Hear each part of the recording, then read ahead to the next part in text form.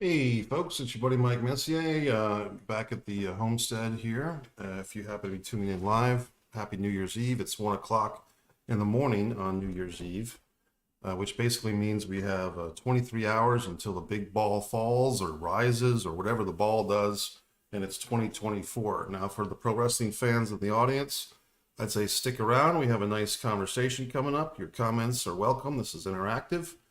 And for those of you that are not pro wrestling fans, I might forward you over to One Man and a Camera Films. My new short film, Many Keys, is up. Or you can go to One Mike Messier YouTube channel for my film reviews. Just saw The Iron Claw and a bunch of new stuff. Monster, very interesting foreign film for those in the States. It's foreign for people from the country of which it was made. It's not foreign because it's their country, I believe Japan.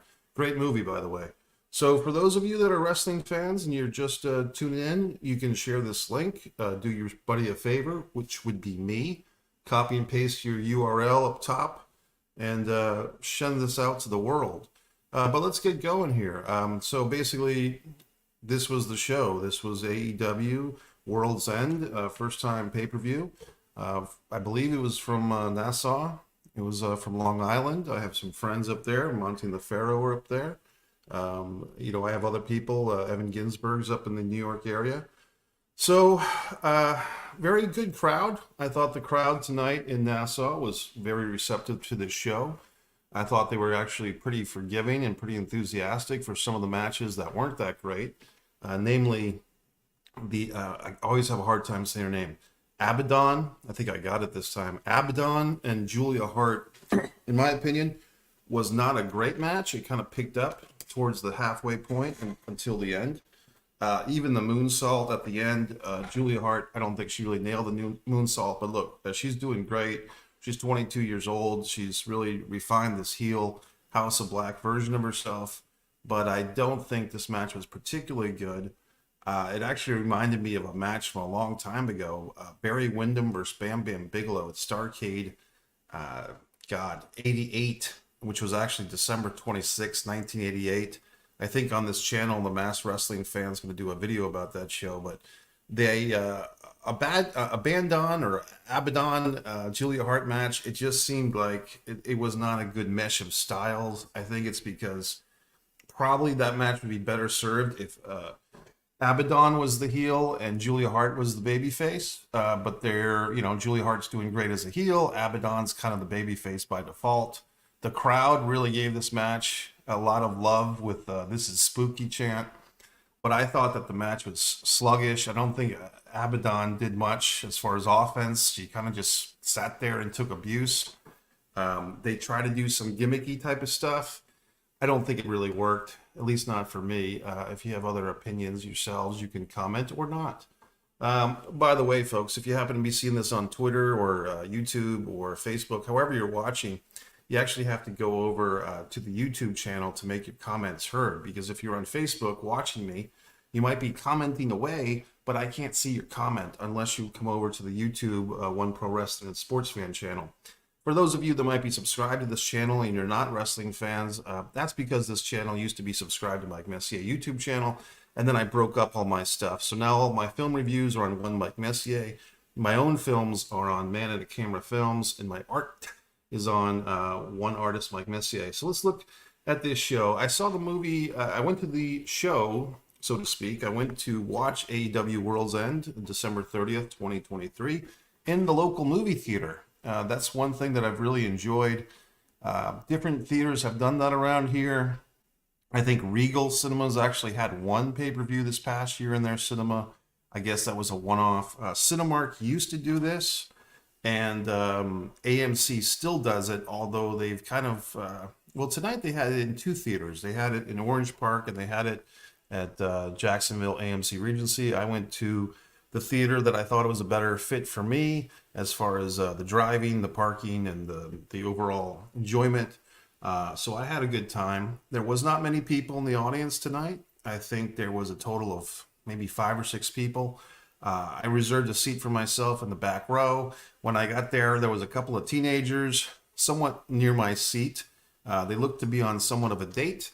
And when they saw me coming, they kind of took off. So I have a feeling they were hoping to use the empty movie theater for their own consenting activities rather than enjoying pro wrestling. So anyway, good for them. Take precautions, children. But in any event, let's look at this card. What did we have? The show started. The first match that I saw, I was actually parking my vehicle, and even at like 6:45, or I guess this was right at the 7 o'clock hour, they had a half hour, 6:30 to 7 p.m. Eastern of free stuff, just talking and promoting.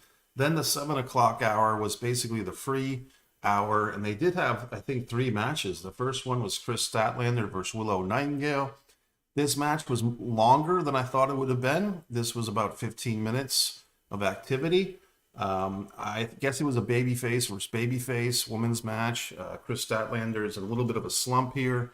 She's lost her women's championship, her TBS championship a couple of months ago, and now she's kind of back to mid-card mania. She had that big victory over Jade Cargill, and then the rematch victory. She had that title briefly. She's lost the title, and now she's just kind of slumping again. And Statlander is really a woman that's been with AEW basically from the beginning. She is quite popular, I think, and I think that she's very solid. I think the thing that with Statlander that maybe is going against her, she's kind of been cursed with injuries, and I think that maybe the higher ups at AEW, Tony Khan and whoever else, they don't want to put the title on her for too long or put her in big storylines because they're afraid that she'll get injured again. And what can you say? So, I mean, I was kind of surprised that Willow Nightingale got the pin here. Willow Nightingale got the victory, the clean victory in this babyface women's match. There was the manager guy was at ringside for this, kind of, scouting out Statlander. It seemed like the manager guy, was it Stokely? Was that who it was? He wants to manage Statlander. It was kind of scouting her out. So maybe there's a heel turn for Statlander. So sometimes when you see wrestlers about to make a heel babyface turn, they'll lose some matches that you think they might win because they're basically finishing up their reign as a heel or a babyface, and they just put somebody else over in preparation for turning. So Willow Nightingale, look, I'm not the biggest Willow Nightingale fan. I'm not opposed to her. I just don't see the big appeal. I don't see the big upside with her, but people seem to like her. The next thing was the winner gets a TNT Championship match, 20-man Battle Royal. Another one of these AEW Battle Royals we've seen literally since day one, even with the original All In. They had, I think, a Battle Royal on their free show. So Battle Royals, just traditional 20-man Battle Royals, are pretty much a staple for AEW big shows. This one, the winner gets a TNT title shot at any given time. So basically they're copying the Money in the Bank stipulation that the winner of this Battle Royal gets a whenever, wherever type of title match contract for the TNT title. So whoever wins the Battle Royal can cash in and get their TNT title match against the winner of Edge versus Christian at any given time. Now, they didn't say that the winner of this Battle Royal could cash in and face Christian before he fought Edge tonight. They didn't put that in there, but I guess that was part of it. How did I feel about this? Well, it was kind of nice just to see some of the old school AEW guys in this thing. It wasn't all man's Battle Royal. It wasn't intergender. We saw people like Lance Archer. We saw the Butcher and the Blade. Haven't seen them in a while. I haven't been watching religiously the Dynamite show, so I don't know if some of these guys have been on. Kip Sabian is an interesting case. I mean, I believe he married in real life the Penelope wrestler. Sabian, I thought they were going to do something with him. I mean, I think they gave him a year off, and he was wearing like a paper bag over his head. But Kip Sabian, they've not really done anything with. And to be honest, it seemed like this Battle Royal was consisting of people you think might have been fired. I mean, I'm surprised that Sean Spears didn't come out and hit everybody over the head with a chair. Because these were a lot of guys that are just not really being used very well or very often. Danhausen was in this thing. I think he got down to the final four. Kill Switch, which is the former Luchasaurus, he ends up basically winning this thing. Trent, another storyline in this thing was Trent Beretta basically looked like he turned heel on his buddy Danhausen. Like they did the hug. I'm not sure if what's his name, Chip Jones or Chuck Jones, the other best friend guy, is he injured? What's going on with him?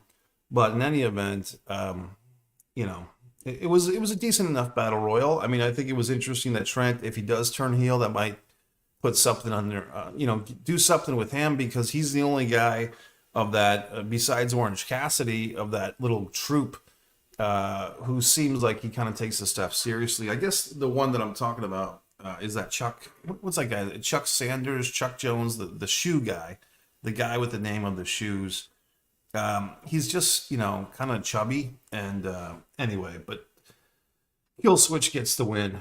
Then we have our final, I guess you'd call it the main event of the pre-hour, Hook versus Wheeler Yuta. Hook is the FTW champion. I believe that Wheeler Yuta is also the Ring of Honor Pure Wrestling champion. Is that accurate? They have so many belts between AEW and the Ring of Honor, the Ghost of Ring of Honor, so it's hard to keep up, but I guess this is some type of feud. There was a major botch in this thing. I'm looking up one person, WrestlingInc.com. They missed the botch, which I caught. It was a decent enough match, but towards the end, if you did see this one, Hook was going to use a hockey stick. Basically, Yuta, I think, had a chair or some type of weapon, and Hook took a hockey stick and basically pulled Yuta's foot from underneath him.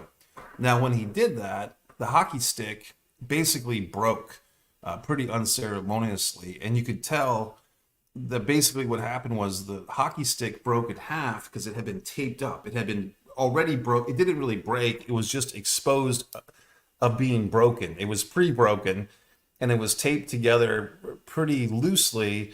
And then Hook goes into the ring, and he takes the broken hockey stick and he swings it on the back of his opponent, on Yuta, and he's trying, and like Yuta's trying to sell that it's a big break or a really painful experience to get hit with this broken hockey stick.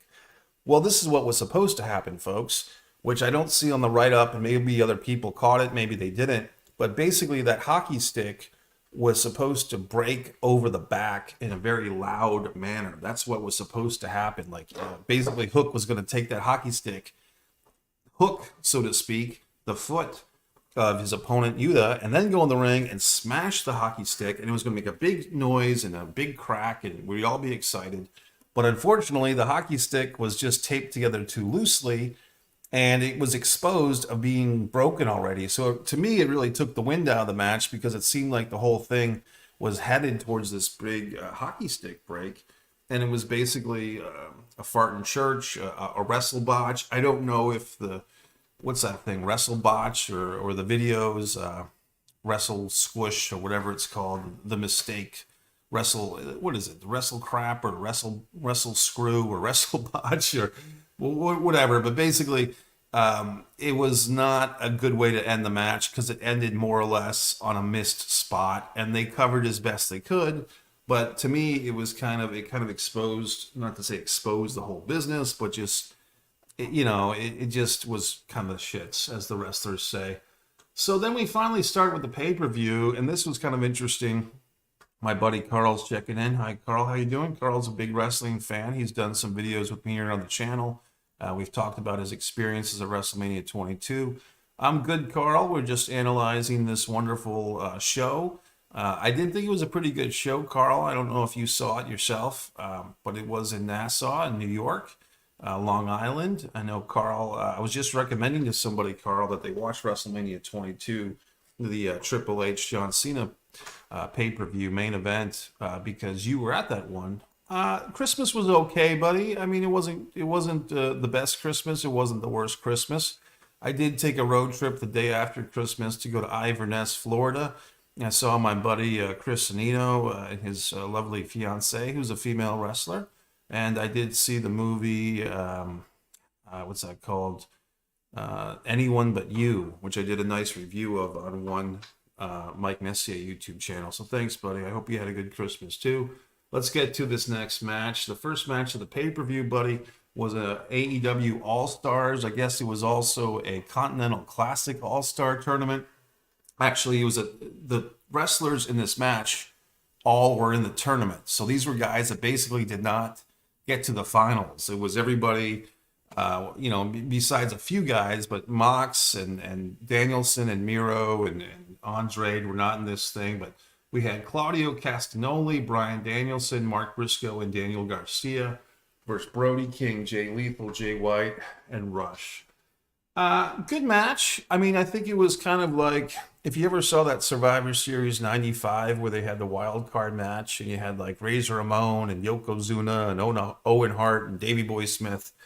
I'm trying to remember who they wrestled, but it was Ahmed Johnson was in that thing. I think Shawn Michaels was in that thing. But basically, they took like Gorilla Monsoon, took the heels and the baby faces, and he mixed them all up and he mashed them all up. Well, this kind of felt like that. I think it was supposed to be the gold versus the blue of this whole tournament. It was interesting that they put Bryan Danielson in the opening match. I did kind of think of this way, folks. Interesting that a guy like Jay White, Switchblade Jay White, I mean, wasn't he in the main event of the last pay-per-view? And here he is kind of jerking the curtain, as they say, in the first match on this one. And just kind of interesting how quickly a wrestler's stock can kind of raise and fall, you know what I mean? But I guess they all take it pretty much in stride. And Claudio Castagnoli, another guy who, I mean, he has done well in AEW, but it kind of feels like he's the same position he was in WWE for several years, which is he's in the mix, everybody loves him, but he never is really a main event guy. I mean, I could have seen Claudio, versus Eddie Kingston in this thing in the finals, but I think when we get to that, I'll talk about that. Bryan Danielson, interesting to see him. I mean, for these guys, I mean, I don't want to say it was a night off, but I mean, you certainly take less bumps, you get less physical abuse when you're in this big 8-person tag. And look, I think for what it was actually very good. I mean, I guess I give this thing 3.5 or 3 3/4 out of 5 if I had to judge it. I mean, for what it was, basically an exciting way to open up the show, the official show with some big names. It was fun. And, who gets the victory here? Garcia, Danielson, Briscoe, and Castagnoli get the victory. That group, the Blackpool Combat Society, it does kind of confuse me because it's like they still have that name, even though the guy that really brought that name to the table, Regal, is gone. He's been gone for over a year. Did you hear about the Beverly Hills Cop new movie, Axel Foley? I did hear about it, buddy. And I mean, over on one Mike Messier YouTube channel where I do my film reviews, I'll review it. Do I have any big feelings? I mean, I think the thing with these things, buddy, is we just have to wait and see. I mean, from what I understand, The Good Burger 2 was pretty not well received. That was like 25 years or 30 years in the making. The new Frasier show I watched, I thought it was actually fairly good. Like I enjoyed it. I watched the first season of it. So I think with these, some of the Punky Brewster, I mean, like 4 or 5 years ago, there was this Punky Brewster reprise. I watched some of that and I thought it was decent. So I think you just have to give these things, each case is going to be different. I mean, I think Eddie Murphy really is a funny guy. And it kind of feels like, as great as his career has been, there does feel like there's been some missed opportunities with him. I think I heard something about Eddie Murphy passing on a big film. Yeah, I'm trying to remember what that was. There was some huge role that Eddie Murphy passed on because he didn't think it would be a good movie. I'm trying to think of what it was. But anyway, the next match, buddy, back to this show. This was an interesting match. Miro versus Andrade El Idolo, which I don't think rings off. I mean, it doesn't roll off the tongue like so much honey. I mean, I'm not a Spanish speaker. I mean, maybe for people that do speak Spanish, that name is great. For me, it's kind of hard to remember and kind of hard to pronounce. So, I mean, I think maybe they could do something with that and they could call him AEI for short or something. But these are another couple of guys that never really seem to maximize their full potential in WWE and don't seem to be maximizing their full potential in AEW. Now, Miro has had at least one TNT title reign. I was there at Daly's place when he beat Darby Allin for the title. people really are into Miro. I think people are really into Andre El Idolo.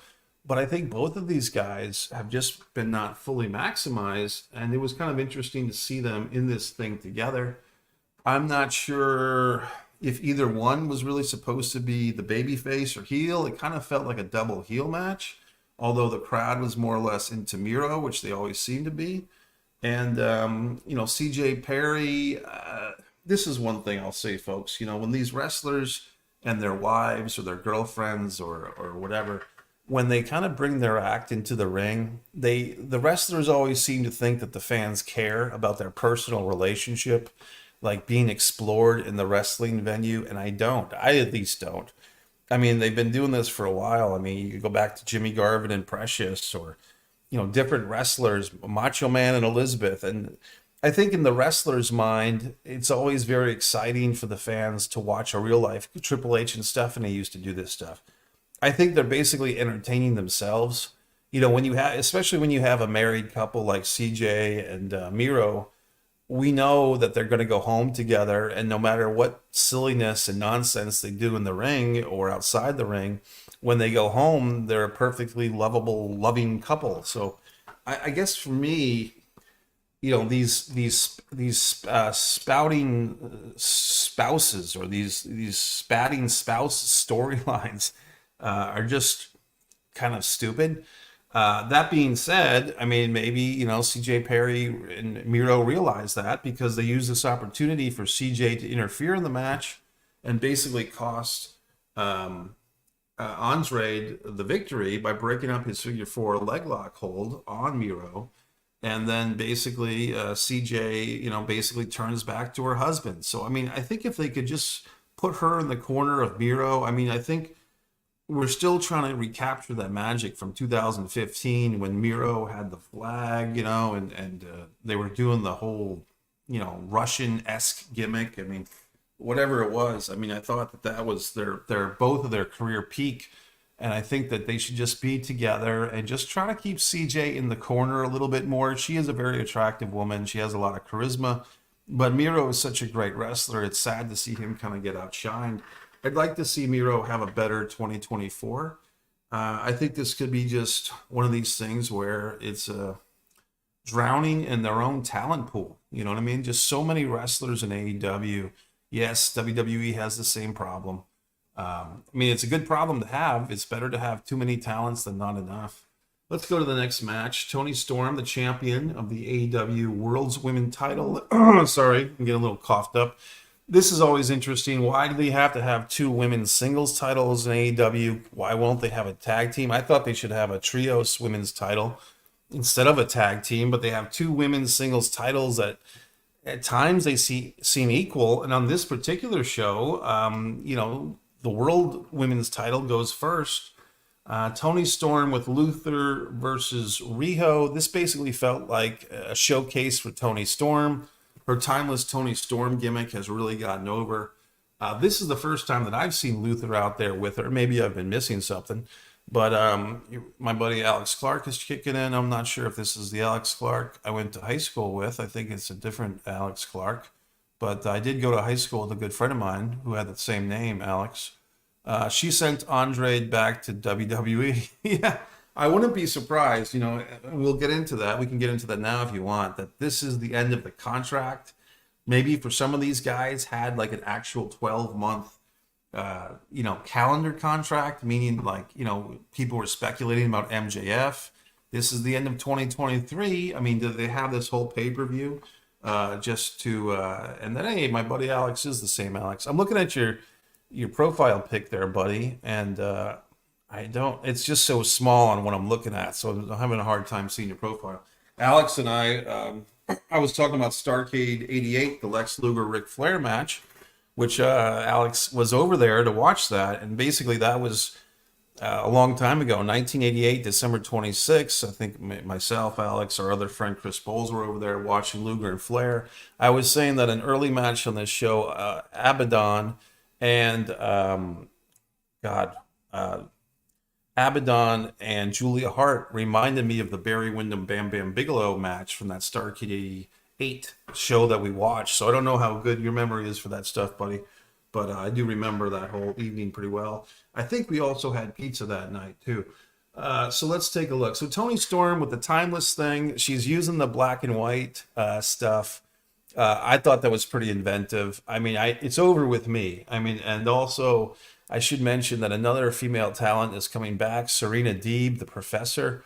She had a promo that aired on the pre-show this night. I like Serena Deeb. I think she's great. She had a really interesting visual package with like her in a straitjacket and all types of stuff, comparing herself to Harry Houdini, that she's a magician. I thought I'd love to see Serena Deeb as a heel, maybe challenge a babyface Toni Storm. I think that would be a great contrast to styles, and I think both women work really well. Toni Storm's outfit even was kind of funny. Like she kind of has this old Mae Young or Fabulous Moolah outfit, not really accentuating her physical prowess as she used to when she had more skimpier outfits, but it was kind of a classy old school look. And I think this timeless Toni Storm thing, I'm on board with it. I think it's great. And guess what? I'm also a big Riho fan. I think people sleep on Riho. I think Riho is one of the best baby faces in pro wrestling, male or female. She actually sells. She actually she's kind of an old spirit of Pedro Morales. I mean, when I say that, it's because Pedro and Riho are both undersized baby faces who take a lot of abuse and they come back and oftentimes they win. Not tonight for little Riho. Her body splash on Luther and then getting kind of thrown into a body slam on the floor. I think Riho just takes a lot of a punishment. If you think of like a Spike Dudley from ECW, I'm a big Riho fan. I think she's really cute as well, which doesn't hurt. So anyway, but Toni Storm keeps the title, as well she should. A lot of comparisons with timeless Toni Storm and Julia Hart. I can get into that. Basically, they're both women's champions in AEW. They're both heels. Are they on a collision course against each other, or should we keep them apart from each other? I think you keep them apart from each other and let some of these other women like Serena Deeb get back into the mix. And I think that both of them, Julia Hart and timeless Toni Storm, are crowd favorites. They're heels, but the fans like them. The next match was a fun one. Also, though, the second 8-person tag match on the same show, which seems a little interesting. I mean, there's so many talents that weren't on the show. I mean, if you talk about the House of Black, their only representation, as far as I can tell, was Julia Hart. But let's take a look at this. Ricky Starks and Big Billy, the tag champions. See, I would have just liked to see them defend the titles, to be honest with you. I'm a big fan of traditional 2-on-2 tag team wrestling. So this 8-person tag, it didn't do much for me, folks. Ricky Starks, Big Billy, Power. You know what? I skipped a match. Sorry about that. Let me get back to this. Swerve Strickland and Dustin Rhodes. I know why I fell asleep during this match, guys, to be honest with you. When Swerve was doing the whole concrete brick thing, I just kind of tapped out. And I saw Swerve was like getting Dustin's going to fight, but I did fall asleep at the end of this thing. And I woke up in the middle of the next match, which is why I switched. And I guess Keith Lee was injured. A lot of people have been saying, oh, Keith Lee isn't doing much in AEW. But like I said before, some of these wrestlers like Keith Lee or even like Statlander, and I remember that, what's the guy, the Neville, the former Neville, Pac, he was always missing big pay-per-view matches because he had like green card issues with AEW and wrestling in the United States. So when you wonder about some of your favorite wrestlers like a Keith Lee, Pac, exactly, Alex. When you worry about some of your favorite wrestlers, well, why isn't this guy getting a push? Why isn't that guy getting a push? Well, it's like in Pac's case, he never had his fucking green card together or his work visa. And in Keith Lee's case, he's had some stuff health-wise with COVID and stuff, and he has to miss this big show. So, I mean, I don't think it's necessarily the promoter all the time is trying to screw over your favorite wrestler. It's just that your favorite wrestler, through their own fault or through no fault of their own, is just not dependable to actually show up and wrestle. So, I mean, there you go. But Dustin Rhodes, who I believe was saying that 2023 was like going to be his final year. I don't think they played that up tonight because he's probably going to wrestle into 2024 anyway. But Dustin Rhodes shows up.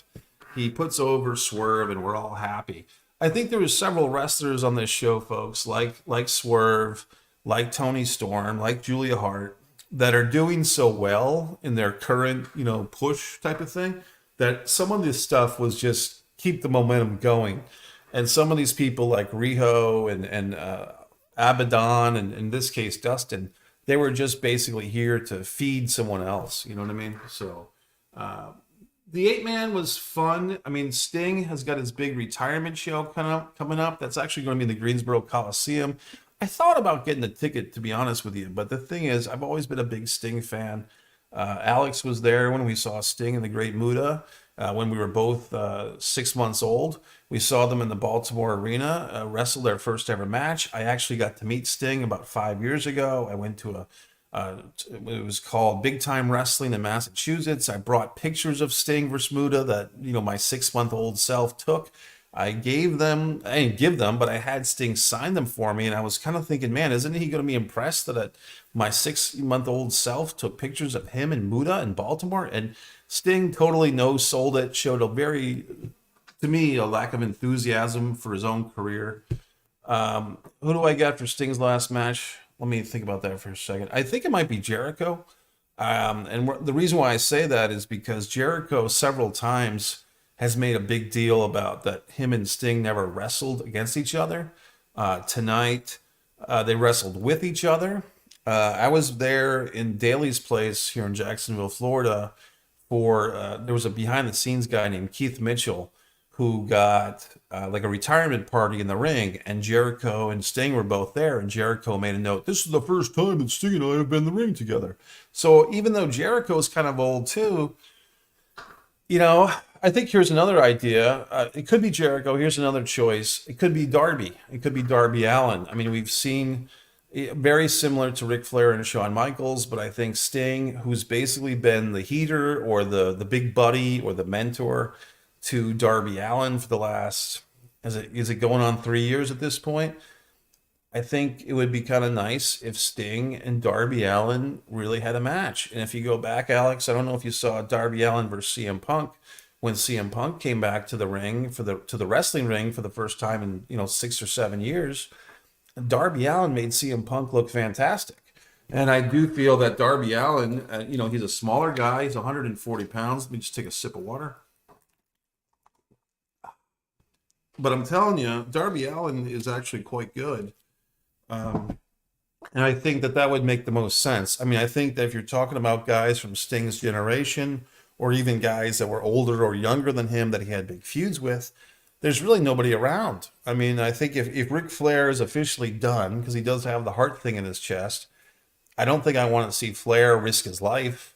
Triple H obviously is with WWE, and he has the heart thing. And also, I mean, you could try to scrape up The Undertaker. I mean, The Undertaker is officially retired. I don't think he would go to AEW for a one-off, but you never know. I mean, that would be the match everybody wanted to see. Could Tony Khan, write a big enough check? Would he have to pay off McMahon? I mean, does Undertaker have some type of exclusivity to WWE? I mean, if they could pull that off, that would be pretty huge. Just throwing some random names out there. Goldberg, Bill Goldberg. I don't know. He's not very good, and he's older, and he's still not very good. And I don't think there's much of Sting and Goldberg did wrestle each other several times in WCW, but their matches weren't very exciting.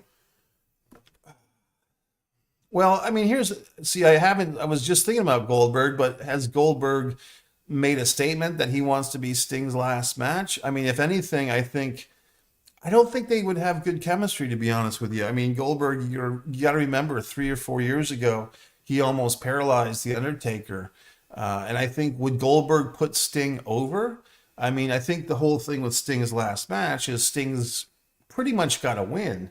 I mean, I think if you had Darby versus Sting, you could have Sting put Darby over, and then they have a big hug because it's the, protege and mentor type of thing, But I don't see it with Goldberg. I mean, I just don't. I don't think it would be good. Let's put it that way. Would they do it? Could they do it? Sure, they could do it. I just don't think it would be particularly good. Thinking of Tully Blanchard. He's of those guys, like the old NWA, WCW guys. Tully Blanchard, although he's older than Sting, I saw him wrestle at Daly's Place 2 or 3 years ago with FDR. Tully still looked pretty decent, so he could probably do it. I don't know if that's a big box office thing. Is that big enough? Sting versus Tully Blanchard. They didn't really have a one-on-one rivalry. They had a lot of good tag team matches. I think you were there, Alex. No, you weren't actually. No, you weren't there for the '88 Bash when Sting and Nikita fought Tully and Arn. But basically, Tully Blanchard, you could kind of shoehorn him in if you wanted to. Arn can't wrestle. I'm trying to think of Vader would be great, but he's deceased, so he's not available. Same thing with Ravishing Rick Rude. Unfortunately, he's deceased. A lot of guys that I would have loved to have seen Sting. I mean, if you want to talk about the poetry type of thing, like who would be a poetic finish for Sting, it would be Flair, or Vader, or Rick Rude, or Ultimate Warrior. But of all those guys, the only one that's still alive is Flair, and he's got the heart thing in his chest. So I don't know. I think it's got to be Darby. I mean, I think it's basically comes down to Darby and Jericho. And I think who would be the better match? It would be Darby. Who would push for it more would be Jericho. A lot of our heroes are gone. I mean, it's kind of a shame. Some of them are holding on. I mean, Barry Windham is still alive. Lex Luger's still alive. They're obviously not wrestling. But yeah, I mean, this past year, 2023, Leaping Lanny Poffo passed away. The promoter from Memphis, Jerry Jarrett, passed away. And even some of the younger guys. Well, Terry Funk passed away, the guy that fought Ric Flair at the '89 Bash, and who else? Bray Wyatt. I mean, now we're at a point, buddy, where the first wrestling match that I ever saw, before I was even born, was Blackjack Mulligan versus Andre the Giant Texas Death Match. Well, I've lived long enough to see Blackjack Mulligan's son wrestle. Barry Windham. I've seen his son-in-law wrestle, Mike Rotundo, and I've seen Blackjack Mulligan's son-in-law's son, Mike Rotundo's son, wrestle and become world champion and then pass away. So I mean, it's nuts. I mean, life is just crazy, and if you live long enough, you see a lot of people come and go, which is unfortunate. But I mean, yeah, I've seen all three generations of that family wrestle in person. I've been seeing The Rock's daughter wrestle recently. I saw it when I was a kid. I used to see Rocky Soulman Johnson wrestle the Wild Samoans. Then I saw The Rock wrestle in the Attitude Era, and now I'm seeing his daughter, the Little Rock, or Pebbles, whatever she's called, at the NXT shows here in Jacksonville. I'll be going to a couple NXT shows in Jacksonville, March 2nd, and then somewhere, I think, in Gainesville. And I've been tempted to go down for the TV tapings because sometimes I get an offer to do that, and I haven't done that because you don't have a lot of control. Apparently, at the NXT tapings at Orlando at Full Sail, you have to park your vehicle and then take a bus to the studio. I'm pretty sure you're not in control of where you sit. You just kind of sit where they sit you. And I always like to sit on an aisle. I'm very particular about that. And I get really anxious if I'm in the middle of a row with people next to me. It's my huge shoulders, Alex. You know the feeling, buddy. We're big guys. Julia Hart, the champion, against Abaddon. TBS championship match. Biting is allowed. I guess that was an actual thing. Once again, I think I talked about this match earlier. I basically said I thought the crowd was very forgiving for this match. The crowd was the best part of this match. And Julia Hart's looks. I mean, let's be honest. She's a gorgeous woman. She's a gorgeous young woman. She's 22 years old. She's extremely pretty in a very conventional blonde-haired type of way. She's very cute, pretty, athletic. I mean, she's really got the whole thing going. If she stays in wrestling, she's just going to get bigger and bigger and bigger. If she decides to do something else, like acting or something, I think she'll be very successful. It's surprising to me that of the Varsity Blondes team from a couple of years ago in AEW, Gift Garrison, Brian Pillman Jr., and Julia Hart is the star. And Pillman had to go to WWE NXT and reinvent himself as Lexis King. But Julia Hart outshined those wrestlers. But she looked great tonight. I mean, she had the little heart outfit on. She's a heel. She's got sky blue. It's very Beautiful People-esque, like Beautiful People goes to Hot Topic. I mean, two gorgeous young women that I'm sure, male wrestling fans and female wrestling fans are really into these two together. They have a good contrasting look. They do look like the Mean Girls, the goth Mean Girls. It's a great combo. And basically, tonight, Abaddon, I was not impressed. Abaddon, I think she's got a cool look, but she kind of looked like a Christmas tree tonight, dressed in all green. Julia Hart was dressed in all red. It was I don't know if they did that on purpose, but Abaddon, who I have seen in person before, and when she's squashing somebody, she's great. When she's just beating the tar out of someone, Abaddon is Abaddon. But when she's actually in a match tonight on pay-per-view, it looked like she was asleep, to be honest with you. I was not impressed. And I mean, we know that it's predetermined and all that good stuff, but Abaddon did not have a good performance. I think Julia Hart carried the whole thing, and she looked fantastic doing it. So if you're Tony Khan, you're having Sting win on the way out or put someone over. I think, buddy, if it was me, I would somehow do the Shawn Michaels, Ric Flair, I love you, I'm sorry. And basically, Darby would get the victory over Sting in his final match. And they could totally do it in a way where nobody leaves upset, where they have a good 15, 20-minute match. I mean, Sting, I think, is 62, but he actually looks great when he's wrestling. I mean, they mostly does tag team matches, but I'm assuming for his last match, it would be a singles match. And I think he could throw around Darby, and then Darby gets a comeback, and then basically 15 or 20 minutes, I think they could pull it off. And I think they would be very safe with each other. And I think, to be honest with you, if I'm Tony Khan, and to be honest, that's the thing with AEW, Alex. I think that the wrestlers are kind of booking themselves, and for the most part. So I think that, I think Sting could go 15 for one match. And I think with a guy I think a lot of it is just crowd work. I mean, if you look at Larry Zbyszko matches from the 80s, Larry Zbyszko would have a 20 or 30-minute match, but he would have body contact for 7 or 8 minutes. And I think with the fans kind of losing their minds over this thing, and Darby, what's great about Darby Allin as a wrestler, I'm not going to speak for him as a human being because I never met the guy, but Darby Allin as a wrestler can make someone like CM Punk, who's coming back after 7 years, look great. He sells like hell. He makes everybody he wrestles look better, Darby, in my opinion. And I think he could do the same for Sting. And I think that somehow Darby gets the victory over Sting because it's the old rule of who's coming to work the next week. And I think if I were Sting, I would put Darby over. I'm not Sting. And, if I was Sting, I'd be a little more impressed if some guy named Mike Messier came up to him with photos of him wrestling the Great Muta from 30 years earlier and wanted to talk about it. But, obviously I'm not Sting, so I can't speak for the guy. But I think if Sting wanted to do for the business the right thing, he'd put young Darby Allin over. That's what I would do. We'll see. So Julia Hart retains the title.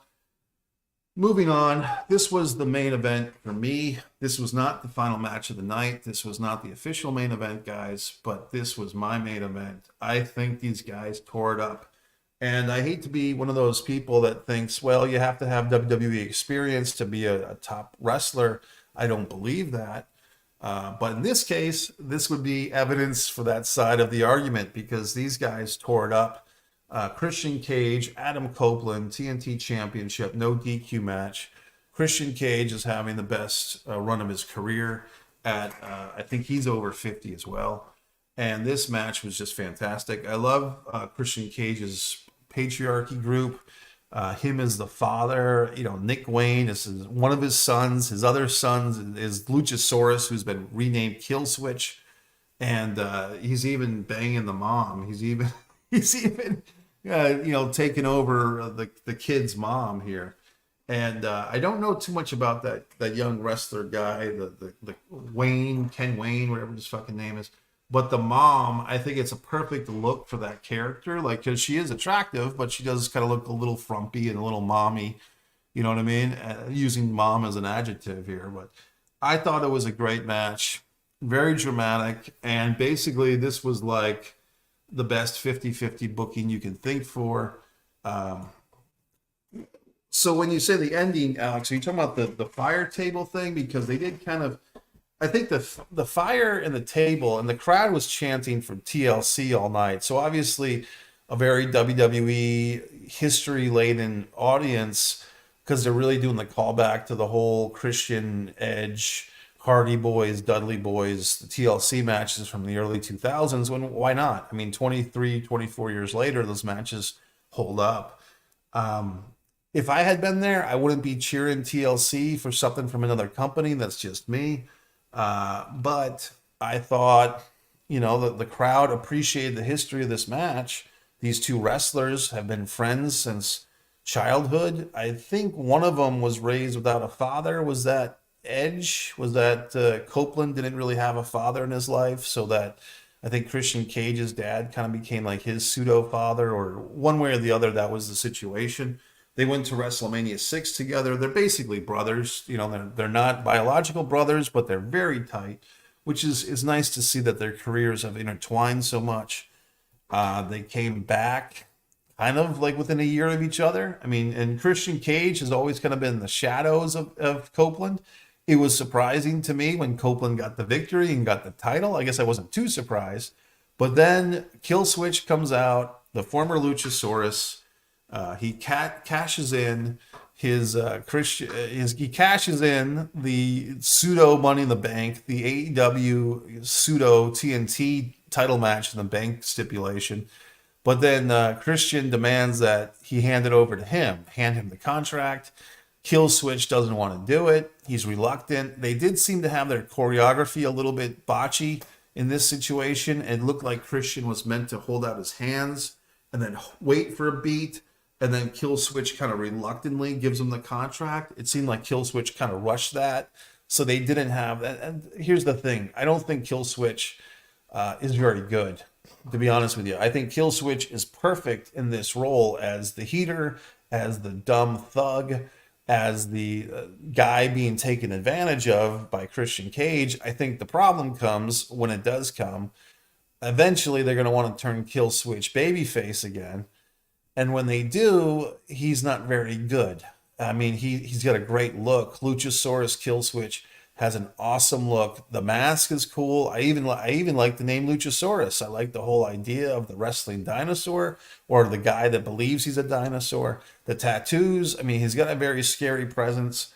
I've seen a picture of Luchasaurus Killswitch without the mask. I can't remember what his face looks like because he's just kind of non-memorable. But my point is, I think Luchasaurus Killswitch should stay in this position with Christian Cage for as long as possible. It would be interesting if and when they bring Jungle Boy back, because Jungle Boy, obviously, would he join this troupe? I mean, would he have some type of deal where, he, now that Jungle Boy is a heel himself, he somehow agrees with Christian Cage? Does he become like the nephew or the older brother to this Wayne kid? Yeah, I heard about Luchasaurus was on Big Brother, and obviously he did that without the mask. I just think he's one of these guys that, if you've ever seen a Luchasaurus match, even in the tag team matches, his style is what I call choppy. I say the same thing about Bianca Belair. At least 2 or 3 years ago, I think Bianca has improved. But there are certain wrestlers where you can almost see like their mind is working out what they're going to do next.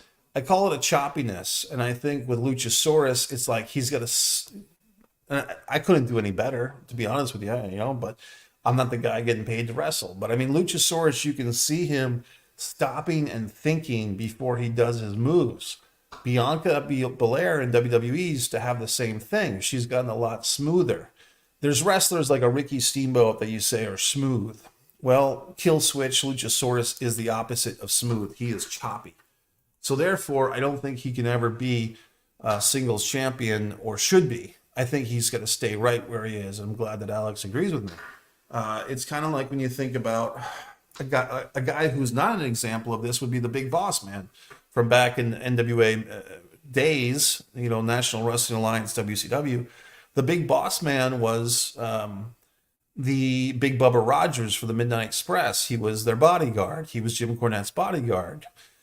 He was learning, but when he got over to first he became the UWF champion as a singles, and he did fine. but he really showed that he knew what the hell he was doing when he got to the WWF and feuded with Hulk Hogan and feuded with everybody and Jake the Snake, and then eventually turned babyface. And Big Boss Man, by the time his career was done, he was regarded as one of the best big men ever. And I don't think Luchasaurus, at least what I've seen, he's never going to be that guy. He's never going to be as good as a Big Boss Man. Maybe it's a thing where just the modern wrestling, especially with AEW, these guys are having what, 25, 30 matches a year. I mean, these guys are getting full-time salaries for part-time work.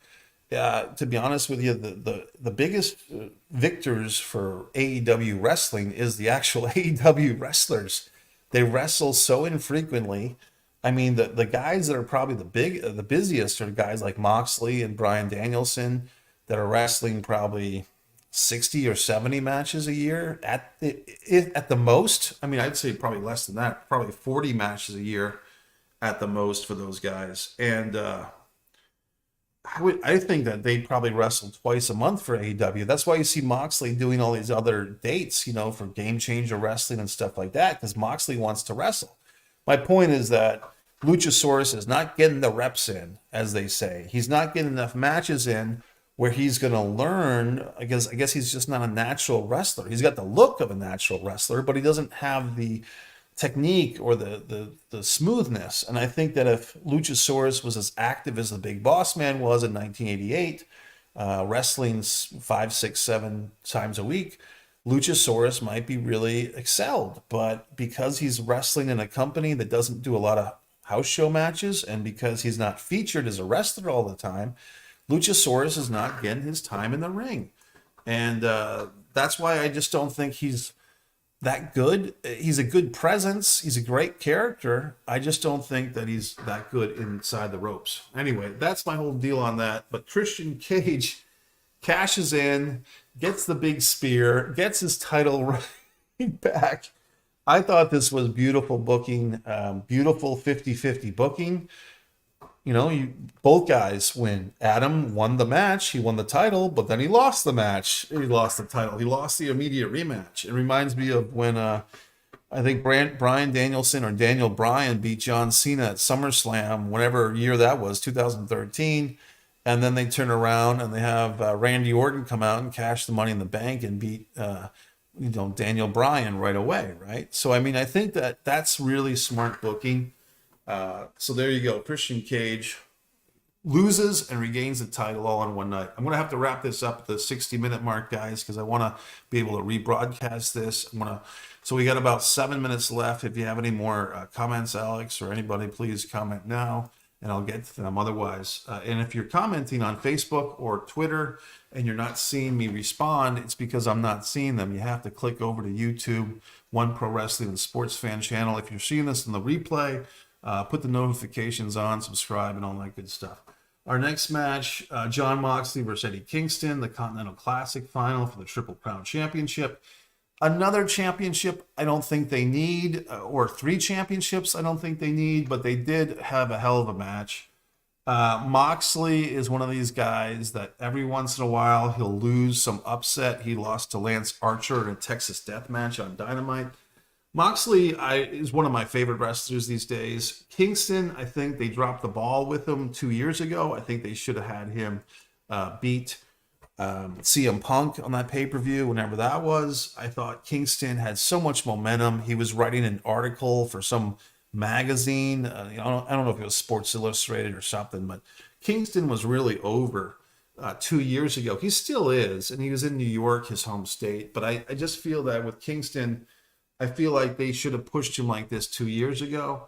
But the match was brutal. I mean, the chops people will be talking about for a while.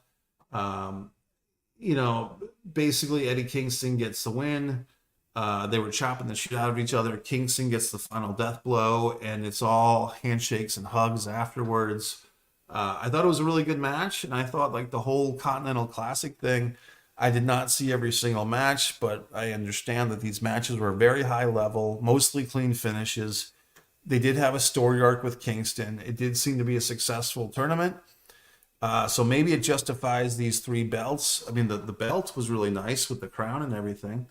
So I thought that was fine. I mean, it was good. Now we have our main event.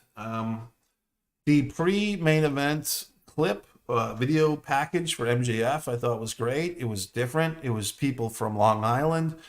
Basically, felt like any type of community where everybody's tight and close. They have that Northeast thing going. I have been to Long Island once in my life. I saw Brian Danovich, who was a Tough Enough wrestler. I hung out with Brian Danovich. We were talking about doing a wrestling podcast together.